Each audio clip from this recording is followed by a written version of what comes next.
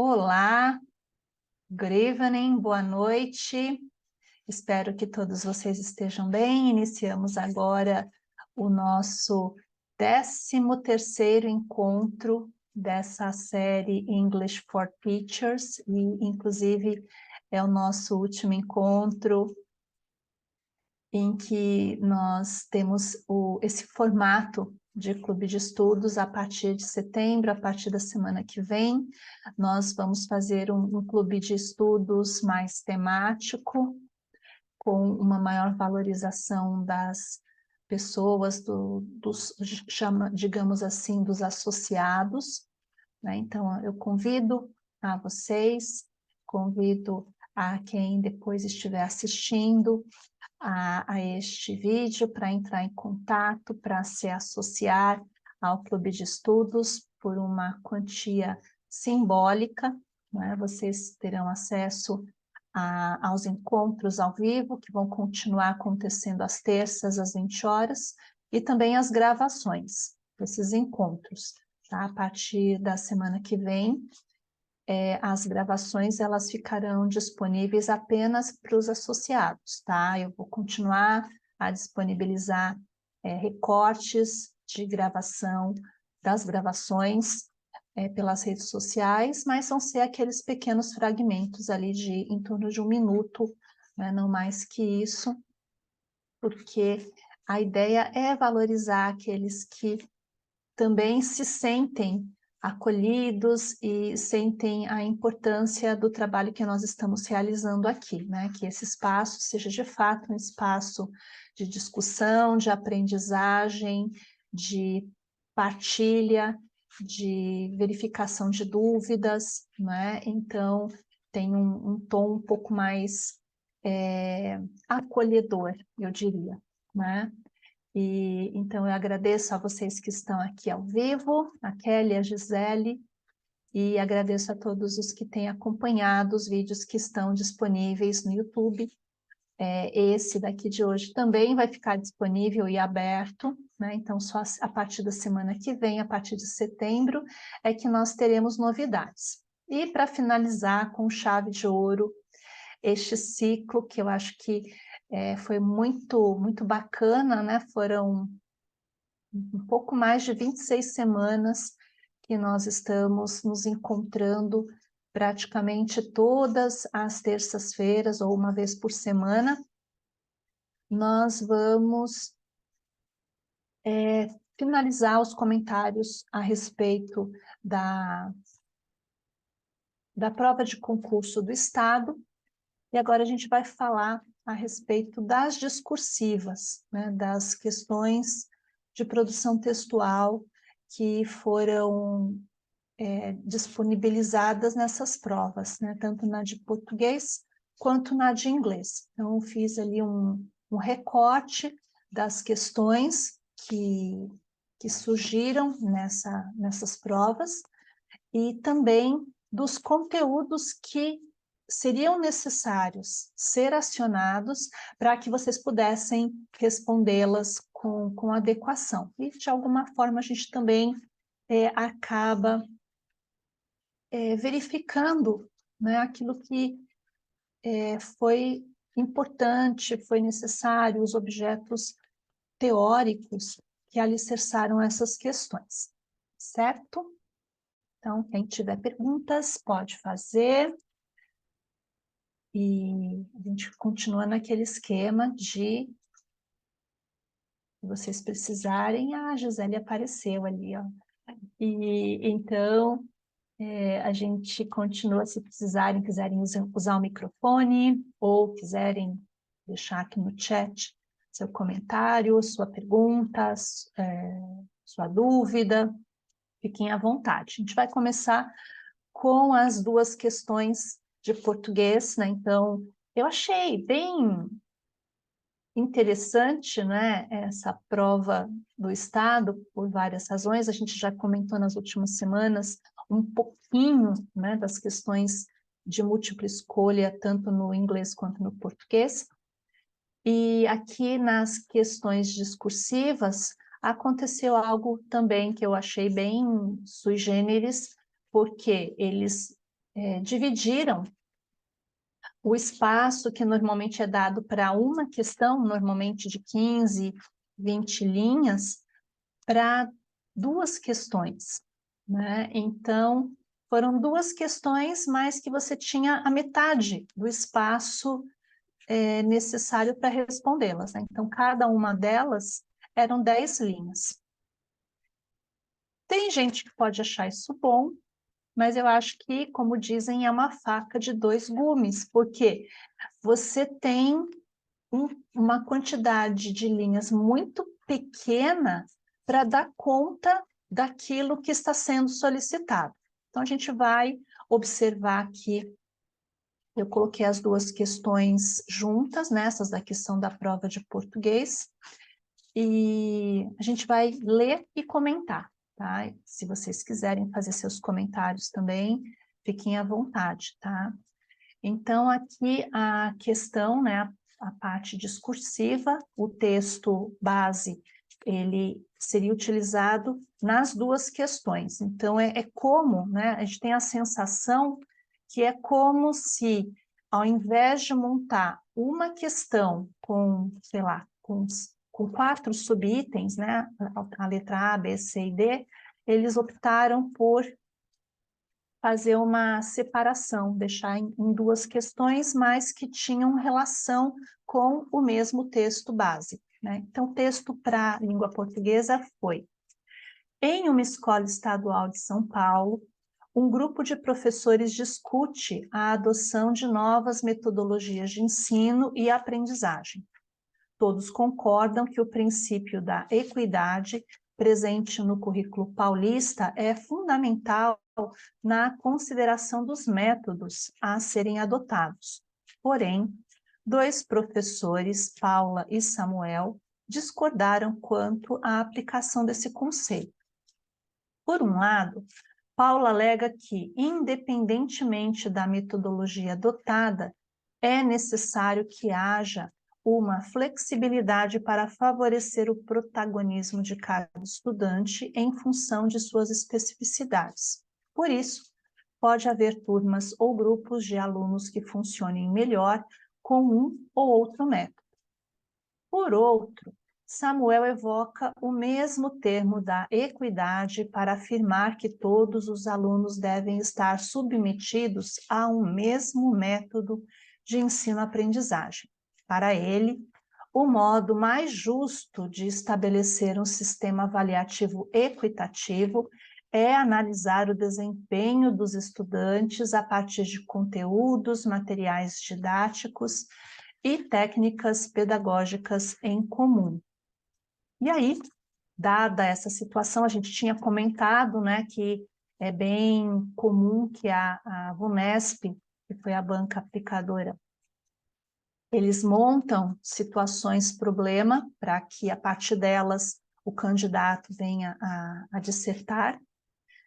Aconteceu exatamente isso, não é? Nas 2 provas, a gente vai ver na do inglês também acontece a mesma coisa, e aí tem a questão. Questão 1, com 2 partes, com base na situação descrita, responda. Qual dos 2 professores expressa a compreensão de equidade proposta no currículo paulista? E a letra B, justifique sua resposta apresentando a perspectiva do currículo paulista sobre equidade.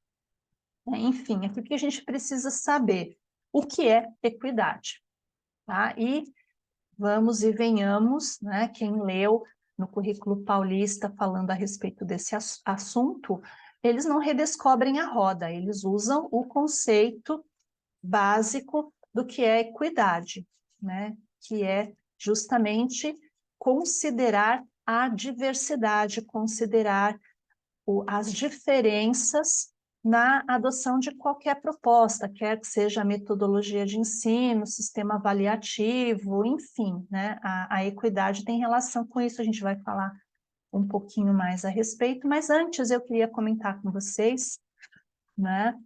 A questão, né, a situação proposta, né, porque a situação leva a entender que a Paula e o Samuel, que são esses professores fictícios, ambos, eles eram contra, né?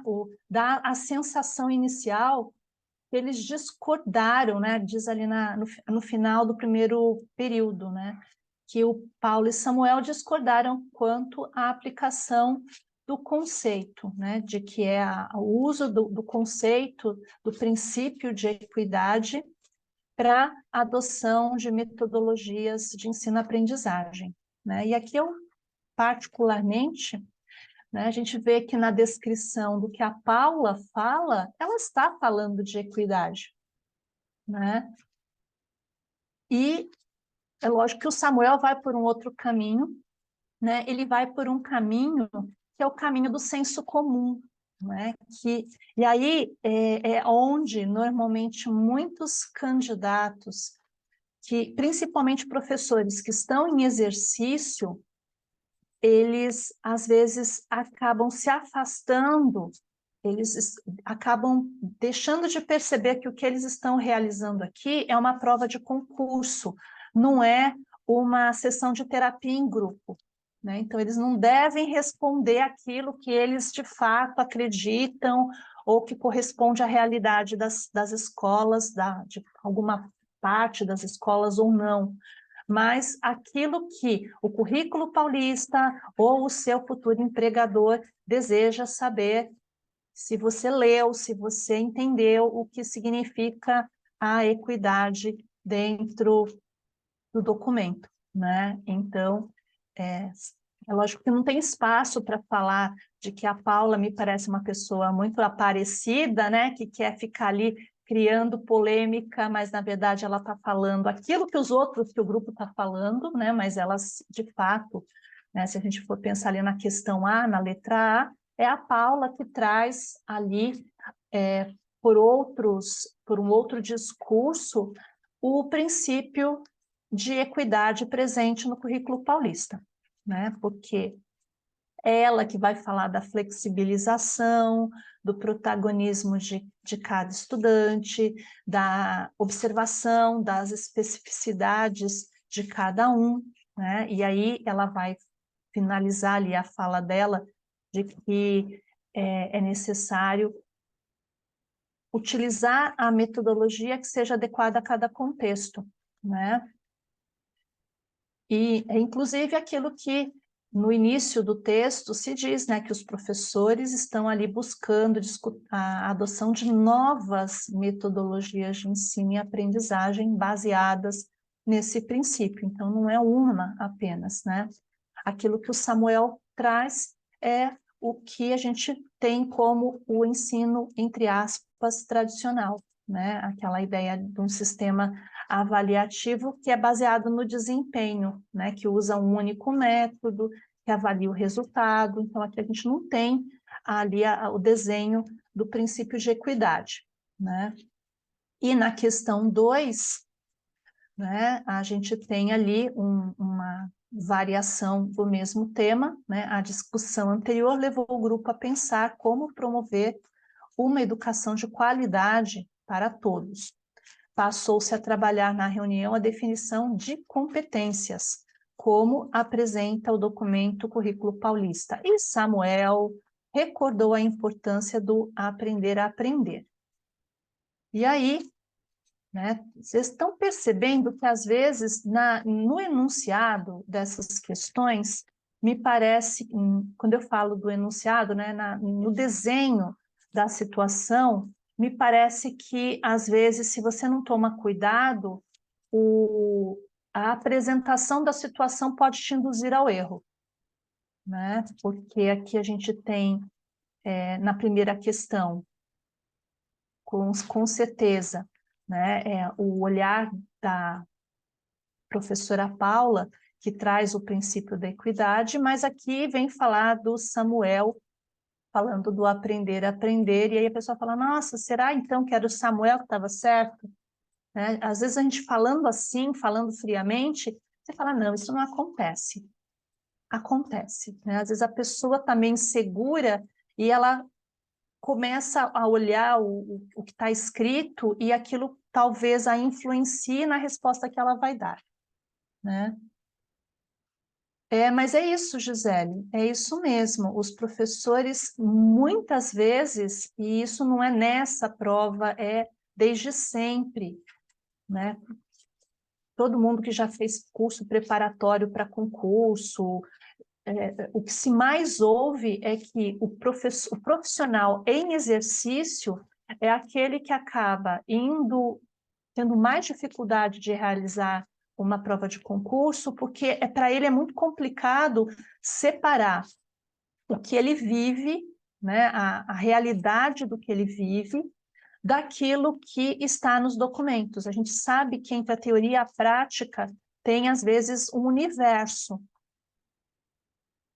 E não vamos discutir, acho que não cabe aqui discutir, isso seria discussão para outros momentos, mas ele acaba levando isso para o concurso, e aí ele não responde o que o elaborador da prova quer ouvir, ele responde o que ele vivencia, e aí, bola fora, né? Então tem muita coisa, a gente vai percebendo, tem um desenho que mexe com isso, né? Mexe com esse grupo, né? A gente pode falar, pegadinha, estratégia de elaboração de concurso, né? Funciona assim, né? E aí, na questão 2, os conceitos são os conceitos de competência e o aprender a aprender. A gente vai comentar aqui, eu fiz um recorte, fui ao currículo paulista, né? Já que eles falam que é baseado no currículo paulista, o conceito de equidade, né? Então, eu trouxe aqui, né? Inclusive, é na página 19, que é na introdução, né? Vamos até ler. Portanto, as decisões curriculares e didático-pedagógicas das diferentes redes de ensino, o planejamento do trabalho anual das instituições escolares e as rotinas e eventos do cotidiano escolar devem considerar a necessidade de superação das desigualdades educacionais. Para essa superação, é necessário que o planejamento mantenha claro foco na equidade, o que pressupõe reconhecer que as necessidades dos estudantes são diferentes. Ou seja, o que eles estão dizendo em todo esse parágrafo? Que todas as ações que acontecem dentro da escola, né, quer as decisões relacionadas ao currículo, planejamento, atividades, as rotinas, tudo que envolve, né, a elaboração como era o caso da questão, né, de avaliações, as metodologias, tal, que eles estão discutindo ali, tudo isso tem que ter por base que as necessidades dos estudantes são diferentes, né? A escola recebe todas as salas de aula, isso não é escola pública só, a escola particular também, a vida é diversa, né? E o princípio da equidade é o que deveria nortear todas as ações humanas, as pessoas são diferentes, né? E aí, seguindo, no parágrafo seguinte a esse, o currículo paulista ainda apresenta, né? Segundo a perspectiva defendida pelo currículo paulista, a equidade diz respeito à inclusão de todos os estudantes nas escolas e à garantia de seu direito à educação pública e de qualidade prevista na LDB, na Constituição, na legislação estadual e dos municípios paulistas. Diz respeito ainda à necessidade de respeitar a diversidade cultural, socioeconômica, étnico-racial, de gênero e as socioculturais presentes no território estadual. Então, voltando, né, para responder à questão 1, né, as letras A e B, né, que falam explicitamente sobre equidade, vocês reparem que mesmo que a gente foi falar, mas eu não lembrava o que estava escrito lá. A fala da Paula traz princípios de equidade, né? O que a gente precisa fazer quando vai responder uma questão como essa, eu tenho só 10 linhas, eu não posso querer ficar ali falando do documento A, B, C ou D, mas eu tenho que fazer referência a ele, né? Então, considerando, né, o que o currículo paulista expressa como equidade, né, que diz respeito à observação da diversidade presente nos alunos, né, e a necessidade de respeitar essa diversidade, quer seja cultural, social, étnica, racial, questões relacionadas à inclusão também, né, estão presentes como equidade. A fala da professora Paula é a que se aproxima, né, que expressa uma compreensão maior do princípio, né, que acho que isso é importante dizer quando a gente fala de equidade, que eu acho muito legal, acho que todo mundo já viu essa imagem, né, na internet, que equidade não é dar as mesmas, simplesmente trazer as mesmas oportunidades. Talvez a forma como essas oportunidades sejam dadas, elas precisam respeitar o que cada um o que cada um precisa, né? Então, quando você determina um único meio, por exemplo, de avaliação, você talvez esteja privilegiando um determinado grupo, esquecendo de outro, né? Então, o princípio da equidade é perceber a diversidade. Então, a minha aula, ela não pode ser a mesma, porque os meus alunos não são iguais. A forma como eu avalio, a flexibilidade, essa é uma palavra que está ali presente na fala da professora, de flexibilizar é o princípio de equidade, né? De entender que não é dar as mesmas oportunidades iguais, mas que as oportunidades iguais, elas são construídas por instrumentos diferentes, por formas diferentes. Esse é um princípio da equidade, que está presente no currículo paulista, que está presente na LDB, que está presente em toda a documentação, e que, no final das contas, é algo que deveria reger a sociedade, né? Vocês querem comentar alguma coisa? Não? Então, a gente tem, né, essa questão, e aí na questão 2, havia ali, a gente vai depois falar, porque na prova do inglês também se fala de competências, mas na questão 2 se fala do aprender a aprender, né? Esses conceitos, eles não são conceitos que, agora eu não consigo me lembrar da referência, não sei se a Kelly se lembra da referência dessa estrutura, né? O aprender a fazer, a conviver, a ser, né? Ou aprender a aprender, né? São conceitos que vêm já há muitos anos, né? Que são trazidos, né? E foram incorporados pela BNCC, foram incorporados por essa ideia de competências e pela ideia de educação integral, né, que vai aparecer com mais força na prova discursiva do inglês, né? Mas eu recortei aqui onde aparecem esses conceitos, né?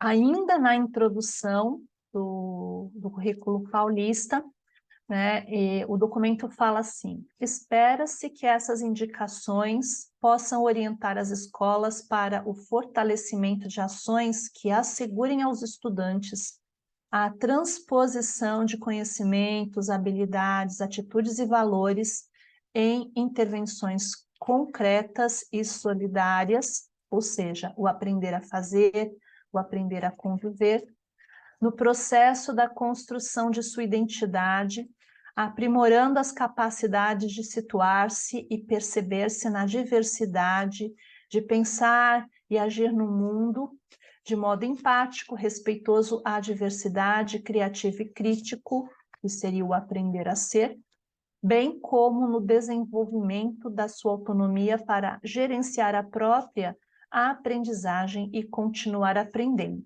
O aprender a aprender.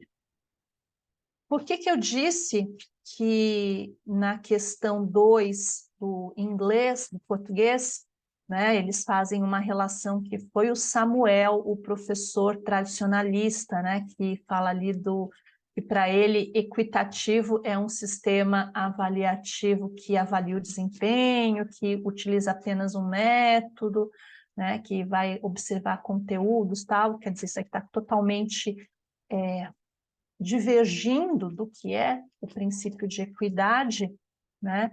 E aqui ele é usado como referência.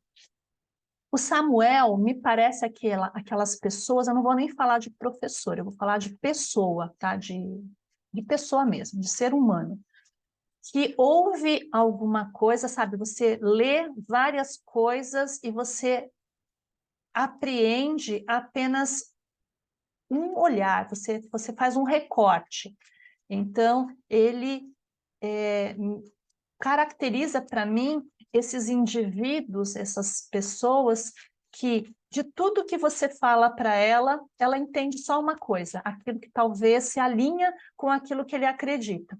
Sabe, que nem quando eu já falei para vocês, né, que eu gosto de assistir MasterChef, e às vezes os chefes fazem lá os comentários para os participantes, olha que você esqueceu de colocar o sal suficiente, você não dourou a carne do jeito que deveria, mas eu gostei da saladinha que você fez ali acompanhando. E a pessoa fala, ele amou a minha salada, acho que eu tenho chance. Poxa, você falou que você não colocou sal, falou que você não preparou bem a carne, e você está achando que foi bem porque a sua salada estava gostosa, sabe? Então, às vezes, né, o que acontece com muita gente é esse recorte, né, é essa compreensão seletiva e adaptada àquilo que realmente interessa, né? Então, e aí eu estou fazendo uma interpretação, não é para estar isso na prova, tá? Do que o Samuel disse, né? Quando ele fala de que no currículo paulista, associado ao conceito de competências, havia ali, né, o item aprender a aprender, eu, cá comigo, acho que o que ele queria dizer é que você tem que forçar o aluno que ele precisa aprender a se adequar.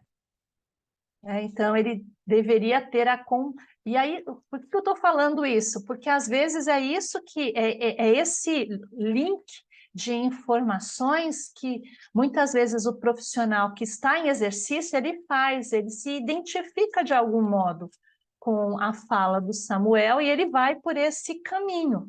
Só que o conceito de competências e o conceito de aprender a aprender presente na documentação que nós temos enfim, né, em toda a teoria que fala a respeito desse conceito de aprendizagem integral que está lá na BNCC e em outros documentos, é a ideia de gerenciar a sua própria aprendizagem, né? De desenvolver, de ser responsável pela sua aprendizagem, mas dentro de outros conceitos. Não é o aprender a aprender como uma regra, ó, você tem que se virar, tá? Você tem que, não gostou, é assim mesmo,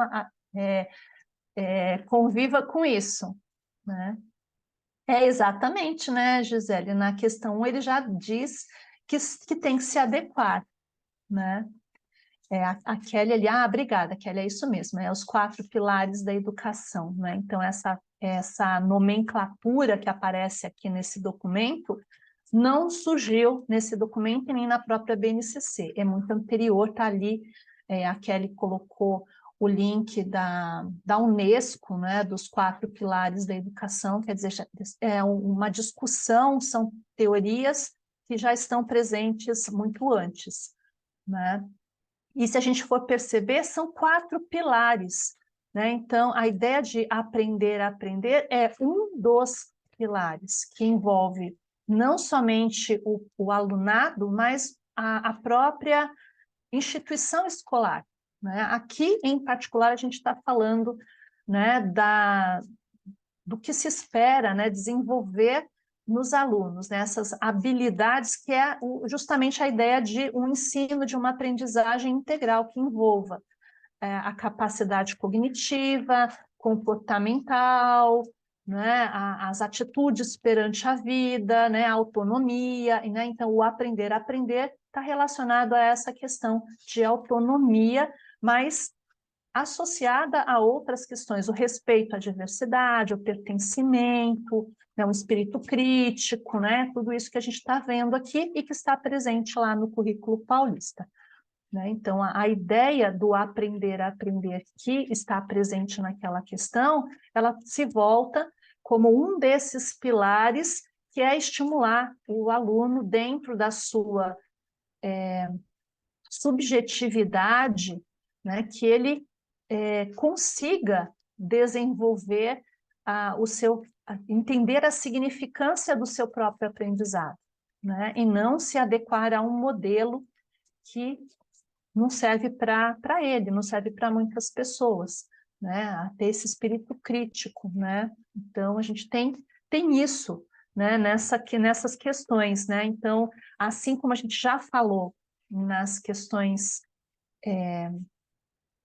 objetivas, as questões discursivas desse concurso, elas eram também bastante... podiam levar o candidato por um caminho perigoso.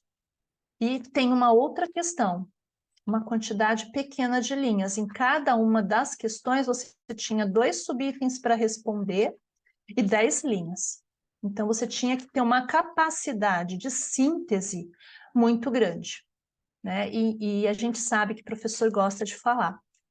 Então, a gente às vezes começa, você vai fazer a introdução, já gasta 5 linhas na introdução. Você só tem mais 5 linhas para discorrer e concluir. Então, era necessário uma capacidade enorme de síntese, ir direto ao ponto, de modo claro, objetivo e coerente, né? Escapando, inclusive, de todas essas outras possibilidades que principalmente a vivência docente acaba trazendo para o momento do concurso. Do inglês, vamos conversar então, observar que segue uma mesma abordagem a do inglês também, né? Também, vocês estão vendo aqui, tem as 2 questões, cada uma delas com 2 itens a responder. Então, vamos ver aqui qual é a situação que foi criada para o inglês. Pedro é aluno do 5º ano do ensino fundamental em uma escola estadual. Vou fazer um pequeno parênteses. Aqui a gente percebe, e já aconteceu isso em outras provas de concurso, não só do Estado, da Prefeitura também, que algumas questões, e tem candidato que se melindra com isso também. Reparem que a situação descrita é de um aluno do 5º ano. Você vai falar assim, mas o pessoal do inglês, mas isso daqui eu sou o meu público-alvo é o 6º, do 6º em diante, né? E a descrição da situação não envolve em nenhum momento o inglês, né? Então, novamente, estou fazendo esse comentário porque cada vez mais a gente percebe a integração entre disciplinas, né? Um ensino que é transdisciplinar, né? E tanto no sentido horizontal, então pensando nas disciplinas que compõem o Fundamental 2 e médio, né? Que elas estão na mesma série, no mesmo ano, mas também vertical, pensando nos níveis, né? No educação infantil, Fundamental 1, Fundamental 2, ensino médio, então fica tudo mesclado. E, infelizmente, muitos profissionais, muitos professores, novamente, principalmente aqueles que já estão há mais tempo no universo educacional, às vezes é difícil para o profissional perceber que aquilo que acontece no Fundamental 1, na educação infantil, tem a ver com a rotina dele, mesmo que não seja o público-alvo com o qual ele vai trabalhar. Quando eu fiz uma prova de concurso, acho que foi da Prefeitura de São Paulo, há um tempo, eu respondi questões que tinham a ver com a educação infantil. E a gente sabe, né, quem fez letras, você não tem nenhum conteúdo de educação infantil. Hoje, talvez, a gente comece a ver alguma coisa, né?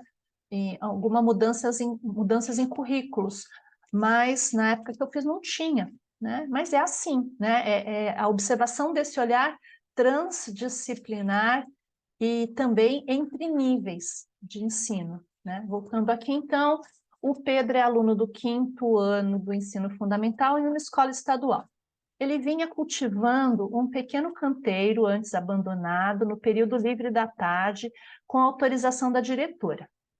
A motivação de Pedro se deu a partir de uma aula de ciências na qual a professora Suzana contou às crianças sobre iniciativas de hortas comunitárias que melhoraram os hábitos alimentares de seus participantes.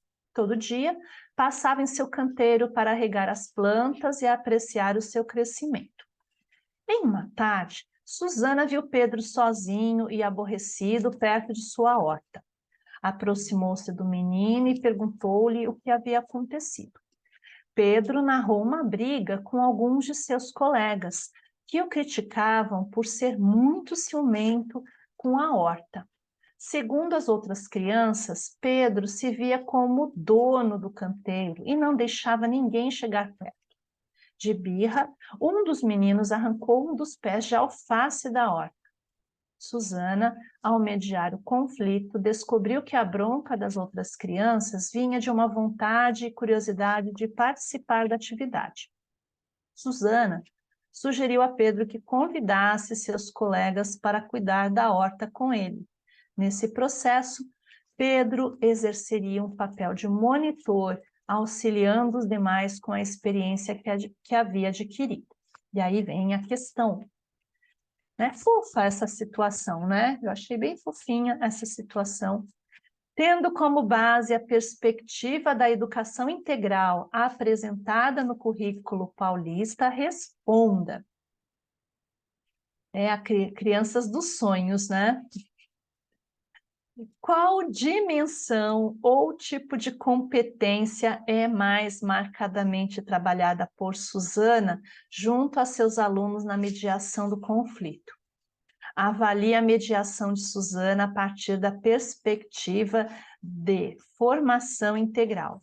E aí, o candidato que estava achando linda a história, né, do Pedro cuidando da horta, das crianças brigando porque também queriam participar, né, da professora que fez toda essa mediação para resolver o impasse, né? Olha só que coisa, né? Aqui eles estão brigando para participar, na realidade, às vezes brigam para não participar, né? Parece que você está jogando um monte de escorpiões em cima, né, das crianças quando pede para fazer lição.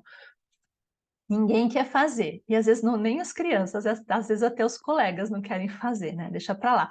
Mas depois de tudo isso, vem uma pergunta que acaba com a alegria, né? Porque qual a dimensão ou competência está sendo trabalhada? Você fala, gente, agora eu tenho que lembrar das competências. Então, o que a gente precisa lembrar é o quê? Qual é o conceito que a gente acabou de falar agora há pouco, né?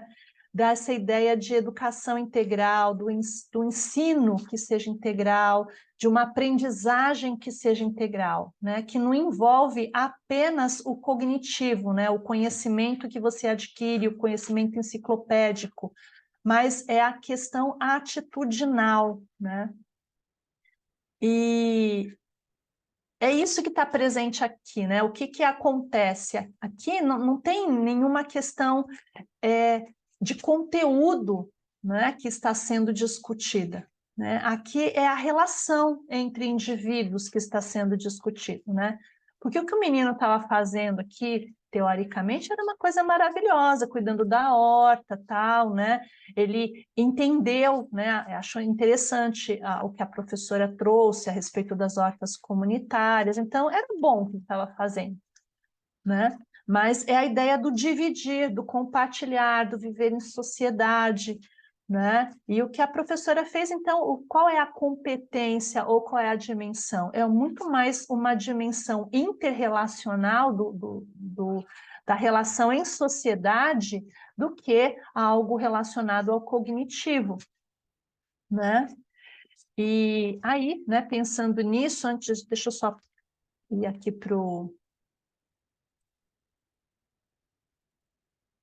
Eu acho que eu coloquei em duas partes, né? Deixa eu ver se é isso. Opa, foi demais. Né? É a primeira parte aqui, né? Então, o currículo paulista considera, e copiei novamente as informações do próprio currículo paulista, né? Considera a educação integral como a base da formação dos estudantes do Estado, independente da rede de ensino que frequentam e da jornada que cumprem. Dessa maneira, afirma o compromisso com o desenvolvimento dos estudantes em suas dimensões intelectual, física, socioemocional e cultural, elencando as competências e as habilidades essenciais para a sua atuação na sociedade contemporânea e seus cenários complexos, multifacetados e incertos, né? E se a gente olhar no documento, né, ele faz referência direta à BNCC, por isso que eu coloquei aqui para vocês as 10 competências gerais da BNCC, que são replicadas no currículo paulista, né? E aqui tem uma delas, por isso que eu peguei esse desenhinho, que fala de empatia e colaboração, né? Que é o quê? É uma competência socioemocional, né? De relação com o outro, né? Então, não foi... E a ação, a atuação da professora foi muito adequada, né? Porque o que ela identificou não era que o menino estivesse fazendo alguma coisa errada, né? O que ele não tinha entendido, que a horta não era dele, né? Tanto que a ideia da horta era uma horta comunitária, né? Mas é que ele queria cuidar, ele gostava de cuidar, e talvez os colegas não saibam cuidar do jeito que deveriam, né? Você vai para a horta, o menino puxa, vocês viram que lá o menino ficou irritado, arrancou um dos pés de alface, né, do Pedro, coitado. Então, mas é a vida em sociedade, né? Então, a ideia de uma educação integral, inclusive, é a educação que possibilita o desenvolvimento dessas habilidades de viver em sociedade. E o viver em sociedade não é fácil. A gente sabe que para a criança não é fácil, para o adulto não é fácil, para o adolescente, para ninguém é fácil. Onde há mais de uma pessoa, em família, às vezes, a gente tem dificuldade, com pessoas que você nasceu, que gostam de você, que te entendem, e às vezes é difícil lidar com as características diferentes dos familiares. Então, a educação, e esse acho que é um conceito muito bacana da educação integral, de mostrar e de oportunizar, né, para as crianças, para as pessoas, essa ideia de conviver com o outro, né, de negociar, né? E a professora, a proposta dela, olha, Pedro, você vai ser ali o supervisor, o organizador, o responsável, porque você tem mais experiência na horta. Mas vamos deixa os colegas, conversa com eles, para que eles também possam participar. Talvez não sejam todos, eles simplesmente querem ver o que está acontecendo, né? E não se sentirem excluídos, né? Então, é justamente essa relação, né? Deixa eu voltar aqui para a questão. Eu também acho, Kelly, que é bem interessante, né? Foi uma questão bastante interessante, né? Então, a gente tem ali qual a dimensão, é essa dimensão, essa perspectiva socioemocional, uma competência voltada para a colaboração, né? Para o trabalho em equipe, em grupo, negociar, né? Aprender a lidar com as diferenças. Estão vendo que tem muita relação com a questão do português também, né? Que é a diversidade, né? Que aqui num outro olhar, né? Num olhar aqui voltado para uma situação específica com crianças, né?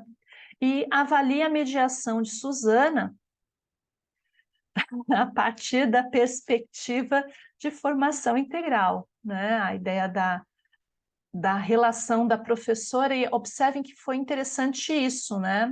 A proposta da professora, a intervenção dela, Não chegou lá dando bronca em todo mundo, colocou o Pedro de castigo, mandou o menino que arrancou o pé de alface replantar, não. Ó, vocês vão conversar, né? É importante vocês negociarem, né? Então, é essa a ideia. E como a Kelly disse, o Pedro vai continuar mandando.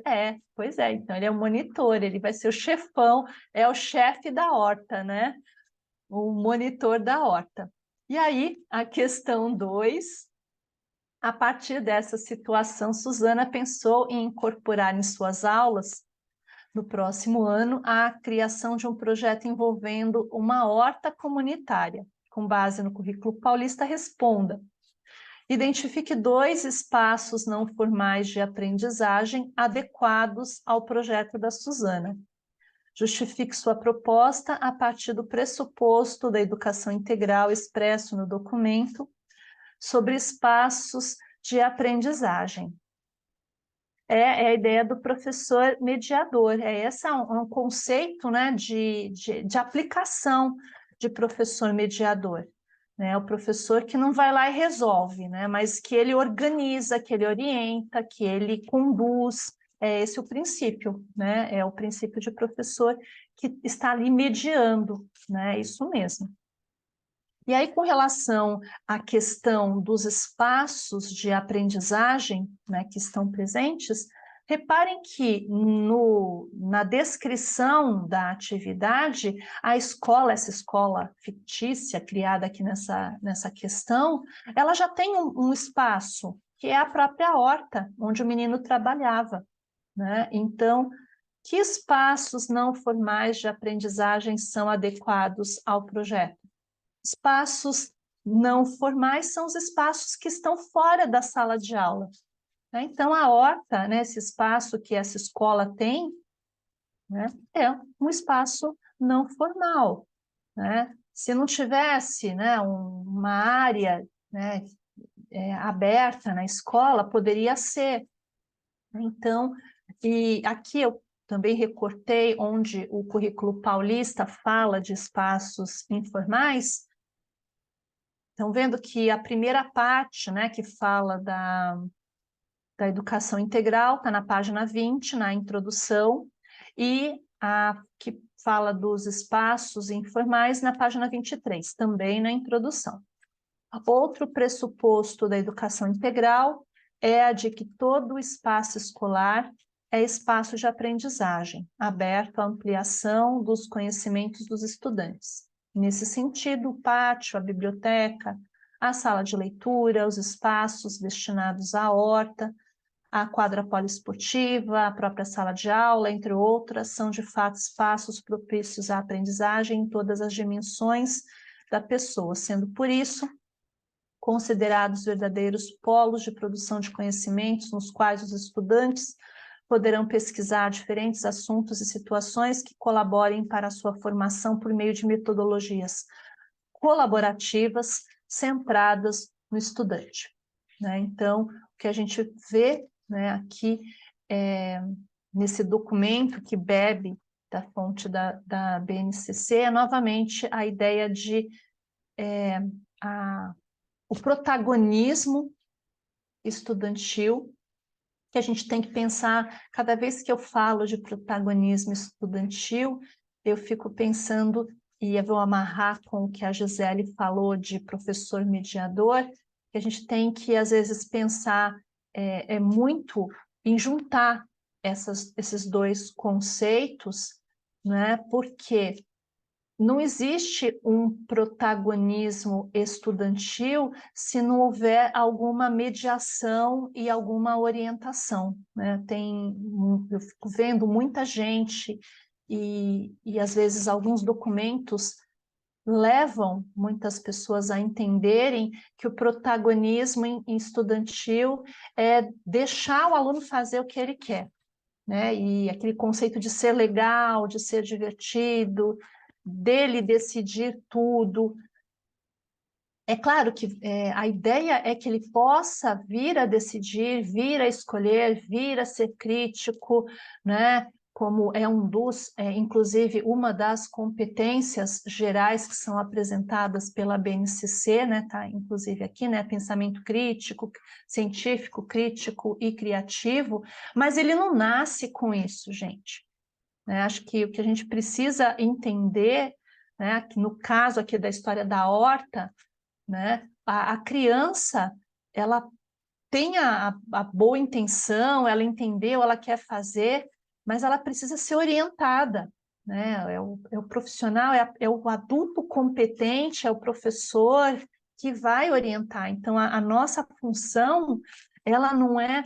E, infelizmente, às vezes a gente começa a ver que parece que em alguns universos educacionais, o professor está quase que virando um técnico, sabe? Aquele que segue estritamente o que está escrito. Não, porque o aluno tem que ser sujeito, é ele que decide.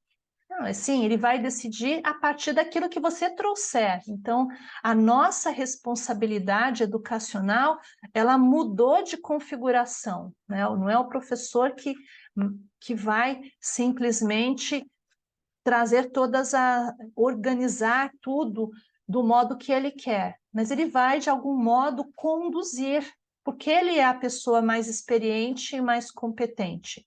É como se você desse para uma criança que está aprendendo a comer, colocasse um prato de comida para um bebê de 8 meses, que acabou de aprender a comer.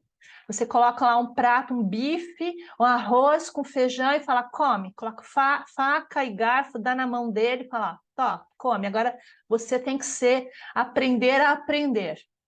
Se vira, né? Ele vai fazer tudo, menos comer com aquilo lá. Né? Então, a gente precisa, de algum modo, dar exemplos, elucidar, esclarecer. Eu acho que a gente precisa, né? E pegando o gancho, né, dessas questões, o novo olhar que a gente tem para o aluno precisa antes ser um novo olhar para a profissão docente, né? De não nos transformarmos apenas em técnicos que realizam algo, né? Que estão ali quase que numa versão do século XXI, do Charles Chaplin apertando o parafuso, né? A nossa função é tão ativa quanto a do aluno, só que em aspectos diferentes, porque a gente está no jogo, né? Porque às vezes eu tenho a sensação que o professor ele vira ali quase que um coadjuvante que está ali só deixando a coisa acontecer como se o aluno soubesse, né? Quando você pede para um aluno fazer algo, escolher algo, né? Nos anos que eu estive na docência em universidade com alunos adultos, né? Se eu pedir um trabalho e eu não desse um tema, deixasse o tema livre, o grupo às vezes ficava um semestre inteiro discutindo o tema, porque como é livre, e às vezes a pessoa não tem uma condução, são tantas as opções, quando a gente tem muitas opções, a gente não sabe o que fazer. Pensando em adolescentes ou crianças, isso é ainda maior, eles têm vontade, têm curiosidade, mas às vezes não têm repertório. É o professor que dá o repertório. Então, a função da mediação é repertoriar essas pessoas, é conduzi-los, orientá-los, ajudar, mostrar o que existe por aí, mostrar o que é os caminhos possíveis para que eles possam escolher. E não simplesmente falar assim, ó, vai, faz, pesquisa. Hoje em dia a gente sabe disso. As pessoas têm acesso a muitas coisas, mas não têm, muitas vezes, a orientação necessária para saber como pesquisar. Tem muita gente que a liberdade precisa, é isso mesmo, que a liberdade precisa ser construída, ela precisa ser orientada, né? Então, a nossa função, enquanto profissionais da educação, e acho que essas questões tanto as questões discursivas quanto as questões objetivas, ainda que tenham, por vezes, outros objetivos, elas nos lembram da nossa responsabilidade, né? Que é uma responsabilidade que não ficou mais fácil, porque agora não basta você simplesmente pegar um livro ou qualquer material que você tenha, suas anotações, e simplesmente trazer informações. Você está trazendo informações junto com orientando procedimentos, desenvolvendo habilidades de colaboração, de pesquisa, de reflexão. Então, o nosso trabalho, ele quadruplicou, ele não ficou mais fácil, ele ficou mais diverso, mais desafiador. E é isso que essa prova, e pelo que a gente vê que está acontecendo por aí, porque é um movimento que não está só na educação, ele está em todas as áreas, né? Infelizmente, em muitos... Acho que eu já terminei, né? É isso daqui, era isso que eu queria trazer. Em muitos... em todas as áreas, né, de atuação, nós vemos que faltam profissionais qualificados, e não apenas em termos de conteúdo, mas em habilidades comportamentais, pessoas que saibam tomar decisões. Muitas vezes a gente vê muita gente tem o conhecimento, né? A pessoa tem o conhecimento teórico, mas ela não sabe o que fazer com aquilo, né? E a proposta, né, que esses documentos trazem, que eu acho que são propostas relevantes nesse aspecto, e quando você fala de formar um aluno integralmente, formar uma pessoa não apenas em termos de conhecimento, mas principalmente em termos de atitudes e de questões comportamentais, é ajudá-lo e orientá-lo no sentido de como proceder quando as coisas dão errado, né? Quando você... porque acho que todo mundo aqui já viveu isso, né? De você se esforçar para realizar algo e não dá certo. Ou você fazer algo e alguém fazer algo melhor que você e conquistar a vaga que você queria. Ou você fazer algo, entregar e o seu empregador ou o seu professor dizer: não era isso que eu queria, você entendeu errado. E você se esforçou, gastou tempo, energia. Isso envolve um amadurecimento emocional, de aprender a lidar com a frustração, aprender a lidar com opiniões diversas, né? A Kelly compartilhou comigo esses dias um vídeo muito fofo de uma menina pequenininha. Ela está no banco de trás do carro e ela fala assim: fulano de tal disse que não gosta do meu cabelo. Ela: mas eu não estou nem aí, eu disse para ele que eu gosto, né? Eu gosto do meu cabelo assim, né? Então, isso é um nível de maturidade emocional que não é, você fala assim, é da pessoa. Até o meio da página 2, porque é construído socialmente, né? É uma família, é uma sociedade que cria esse senso de se amar, não é alguma coisa que às vezes é próprio do indivíduo, né? E a escola é o espaço para isso também, né? A ideia de educação integral é empoderada, né? E ela se empodera. A palavra empoderada, ela é coletivo, né? É uma ideia de que é algo que é dado a você, né? É um outro que te empodera, né? Não é algo que é seu apenas, né? Você recebe aquilo e incorpora, mas é algo que te é dado, né? E a nossa função é essa, né? Então, falei demais, mas eu acho que é algo para a gente pensar e é algo para a gente refletir, né? Essas questões, elas trouxeram isso, e reparem que trazem tantas discussões que vocês só teriam 10 linhas para responder a respeito. Então, exigia do professor uma capacidade enorme de síntese, de responder aquilo que deveria ser respondido com objetividade, clareza, indo direto ao ponto central, né? Então, é isso, meninas, que eu queria trazer hoje, terminando esse ciclo. Na semana que vem, só dando spoiler, nós vamos falar a respeito do ensino bilíngue, da importância do ensino bilíngue, que abre para nós, profissionais de educação, muitas oportunidades, muitas outras linhas de ação, né? Eu acho que sim, Gisele, essas questões, eu acho que toda questão, ela acaba trazendo sempre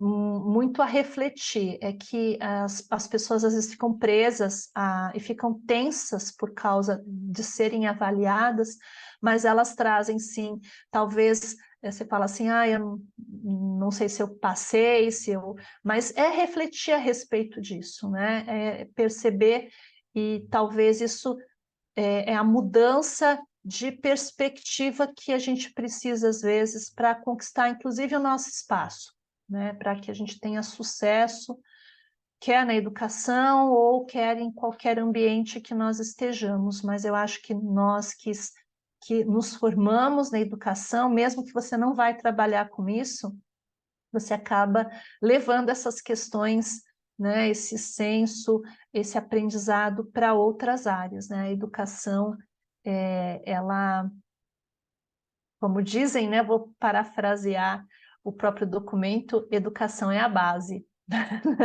E né? Eu acho que ela transcende qualquer documento e qualquer área. Agradeço a vocês pela participação nesses nossos encontros, espero tê-las aqui nos nossos próximos encontros, nessa nova fase, e discutindo, aprendendo, refletindo, né? A minha ideia não tenho nenhum objetivo não é um curso, né? Não é uma formação, não tenho chancela, não tem como chancelar isso nesse momento, mas é abrir possibilidades de trabalho, né? Aprendizado e assim por diante. Tá bom? Obrigada e até a semana que vem no novo Clube de Estudos. Até mais, queridas. Bom descanso e até a próxima semana.